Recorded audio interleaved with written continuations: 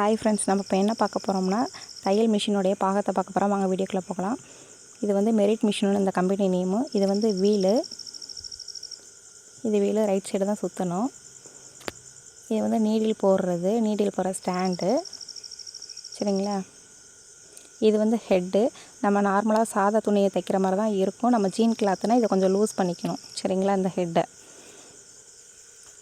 Next வந்து இது வந்து தையல் வந்து பொதுவாக வந்து 2.5 தான் இருக்கணும். அதுதான் நார்மலாக எல்லா மிஷினுக்கும் ஃபிட் பண்ணி கொடுப்பாங்க.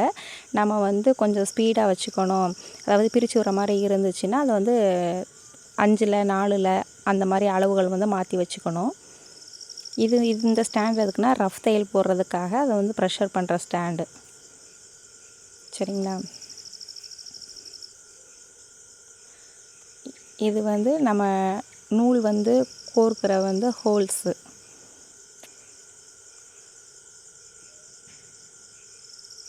பாருங்கள் எப்படி இருக்குன்னு. இது வந்து டென்ஷன் டிஸ்க்கு இது பேர். இது வந்து ஒரு டைம் எப்படி கழட்டி மாட்டுறதுன்னு இல்லையா, நெக்ஸ்ட் வீடியோவில் பார்க்கலாம். இதுக்கு பேர் டென்ஷன் டிஸ்க்கு. அது வந்து நீடிலில் வந்து நூல் கோர்ப்போம் இல்லையா, அது வழியாக தான் வந்து கோர்த்து இங்கே நீடிலுக்கு கொண்டு வர்றது. இது வந்து நீடில் இப்படி தான் இருக்கும்.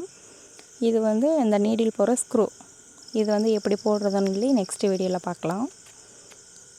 இது வந்து ப்ரெஷர் ஃபூட்டு. இதை சிலவங்க தமிழில் நண்டு கால்னு சொல்லுவாங்க. ஒவ்வொருத்தவங்களுக்கும் ஒவ்வொரு விதமாக லாங்குவேஜ் இருக்கும் இல்லையா, எப்படி வேணாலும் சொல்லிக்கலாம். இது வந்து ஹேண்டிலு. இது வந்து அந்த பார்த்திங்களா, மேலே தூக்கும்போது அந்த ப்ரெஷர் ஃபுட் வந்து மேலே லிஃப்ட் ஆகுது. அதை கீழே இறக்கணும்னா கீழே இறங்கும். இது என்ன யூஸ்னால், இது மேலே தூக்கும்போது துணியை வச்சுக்கலாம்.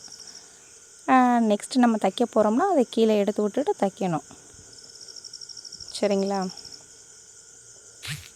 இது நெக்ஸ்ட்டு பர்பஸ் என்னென்னா, இது வந்து 2 in 1 வந்து ஒர்க் ஆகும். அந்த ஹேண்டில் வந்து எங்கே ஒர்க் ஆகுதுன்னு சொல்கிறேன் பாருங்கள். அது அப்படியே கீழே வந்து இங்கே வருது.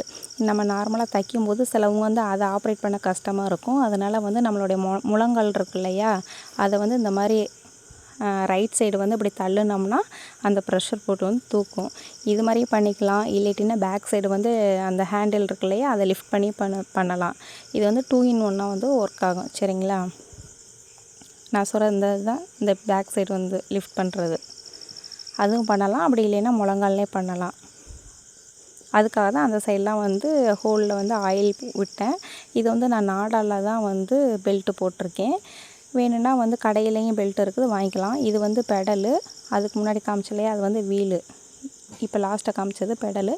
இது வந்து இந்த மெஷர்மெண்ட்டு நம்ம தைக்கும்போது 1/4 இன்ச்சு 1/2 இன்ச்சு 1 இன்ச்சுன்னு சொல்கிறோம் இல்லையா, அந்த மெஷர்மெண்ட்டு இது தெளிவாக நெக்ஸ்ட்டு பார்க்கலாம். இது வந்து ஸ்லைடு. நம்ம வந்து பாபின் கேஸ் போடும்போது ஃபஸ்ட்டு வந்து பிகினராக இருக்கும்போது கொஞ்சம் போடுறது உங்களுக்கு எதில் போடுறோம்னு தெரியாது இல்லையா, அதனால் அந்த ஸ்லைடை ஓப்பன் பண்ணிவிட்டு பாபின் கேஸை ஃபிட் பண்ணணும்.